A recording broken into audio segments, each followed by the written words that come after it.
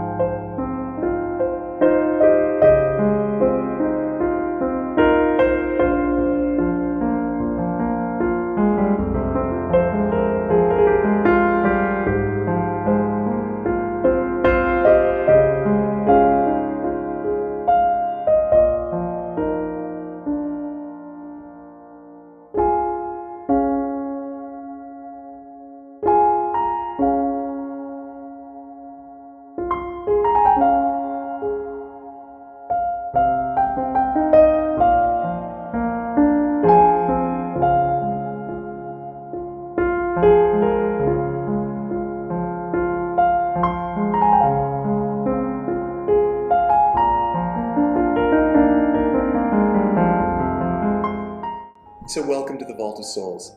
My name is Scott Swenson. I am the writer and creative director for the event, and I just can't tell you how excited I am that you guys are here to experience this little evening of elegant fear, a little piece of interactive theater. What kind of thing can we be expecting from this evening's event?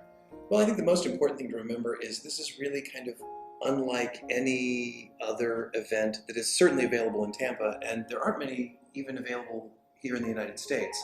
Our goal was to transport our guests back in time a little bit, to take them back to the 1920s, which is the vintage and the era of this building.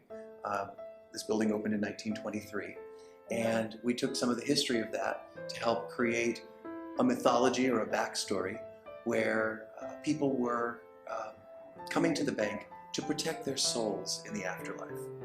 The 1920s in Tampa was kind of a rough time, and the railroad had just come in, and prohibition was going on, so bootlegging was all over the place. Gangsters were coming down from up north to either hide or spend their money. And so we wanted to capture some of that trashy elegance. Yeah. And so we created this mythology where the bank provided this service to their guests to help protect their souls in the afterlife. So according to our mythology, since 1923, guests have held an elegant cocktail party in the lobby of the bank, which you will have the opportunity to do. And then you proceed into what we call the ritual, which is actually the vault where the souls have been kept since 1923. And then when you return back to the world of the living, if you return back to the world of the living, you celebrate that in a 1920s speakeasy called CW's Gin Joint.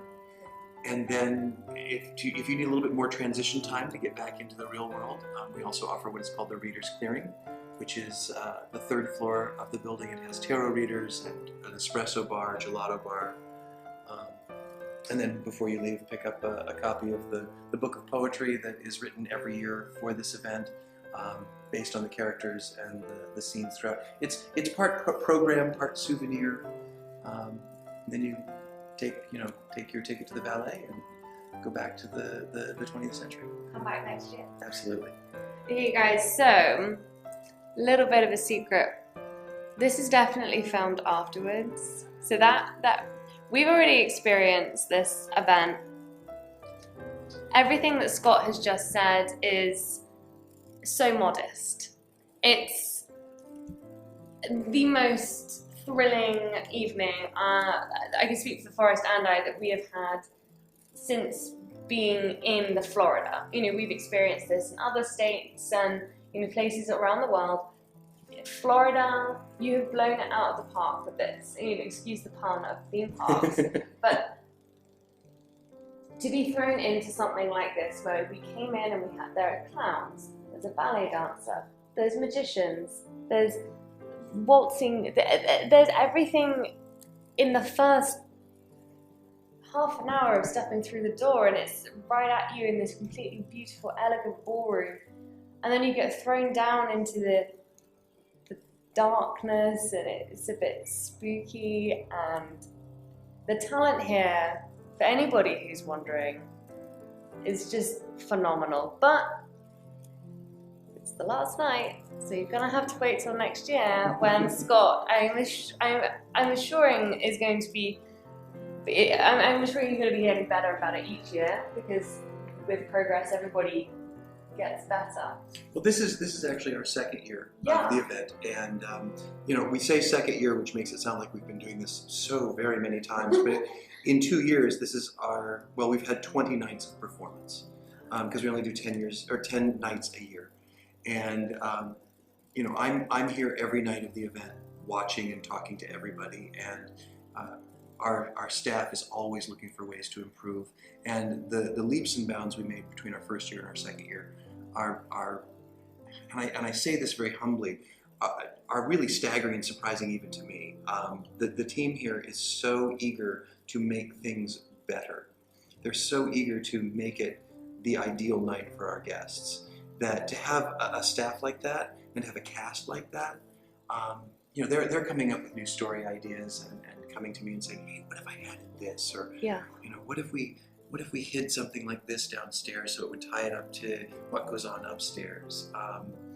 And then next year, we've already got some ideas in mind. Oh, I'm so excited. But, you know, people ask, are you going to change out the entire theme?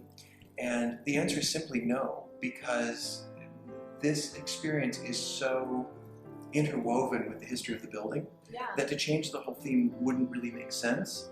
And why fix something that isn't broken? Well, but I also understand that guests will want to return and have something new or something fresh. So the way I describe it is it's sort of like when you stir a thick soup, new things come to the surface. You see, oh wait, I didn't realize there were carrots in there. You know, you see new things come to the top. It's still the same soup, but you just see new parts and new nuances.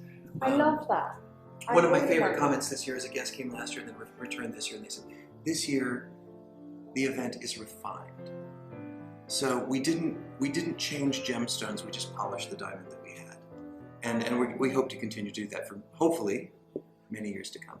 Oh, well, any of our friends, family that we can get in the back of our car, we will be bringing them here no matter what, because a lot of our friends, and hi if you're watching, love the creative side of things. You know, a lot of people who live in Orlando and work in the theme parks really enjoy this, and to be able to show them the level of your creativity and your storytelling would be, I think, eye-opening to their careers as actors and actresses as well, because it puts a different spin on your everyday entertainment. Well, thank you very much. One of the things that we really try to do, and I'm very passionate about, is taking as many different art forms as we possibly can and sort of cramming them together into one event.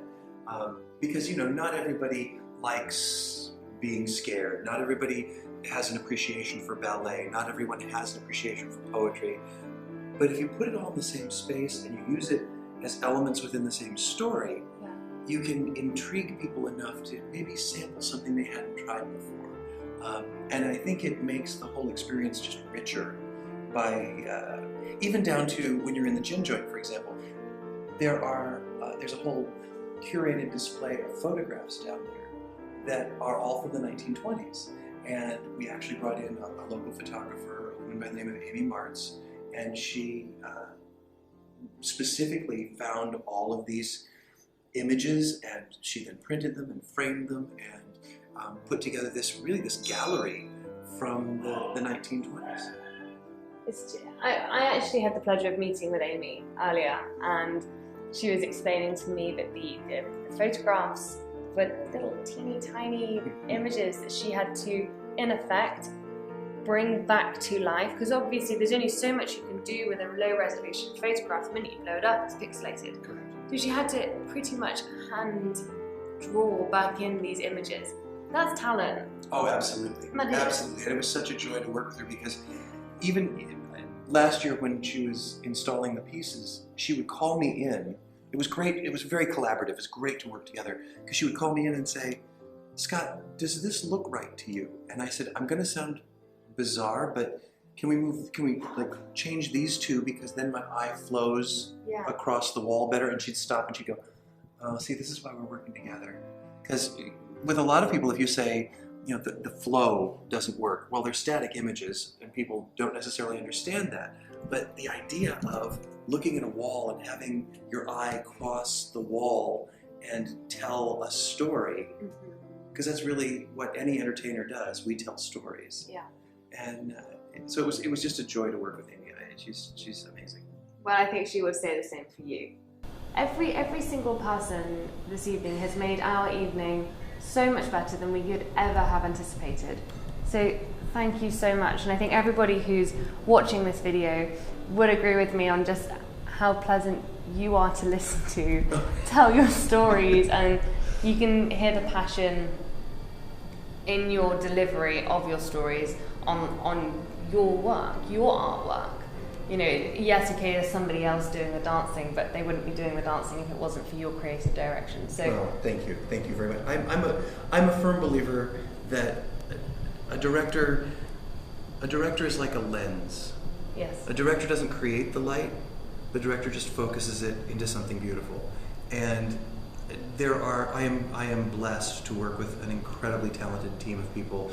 Everyone from the performers to the technical side to create the ambiance with the lighting and the sound and the musicians and the bar staff and the caterers. I mean, everybody here is so incredibly committed to making this work that it makes my job so very simple. You know, I've often said any good leader, and I'm not going to sit and say, well, I know exactly how everything works, but in my opinion, every good leader puts the right people in the right jobs, explains to them what success looks like, and then gets the heck out of their way. Occasionally you need to nudge them a little bit, but you know, I think all of the performers here have a great sense of ownership in what they do, and the characters have to, because they live these characters all night long. They don't play them and then walk off and walk back on, and it'd be like jumping on a moving train. Yeah. You know, you have to sustain that throughout the entire evening, and so they have as much input into the development of the characters as I do, and getting to work with an incredible team of people has just been such a pleasure over the last 2 years, and hopefully we'll continue this for many years to come. Oh, we hope so too, Scott.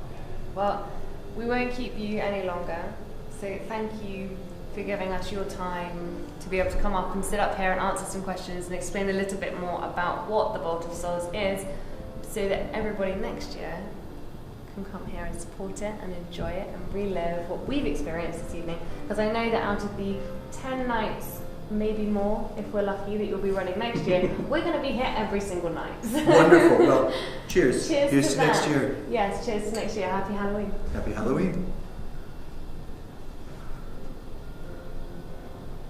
Thank you so much. Thank you.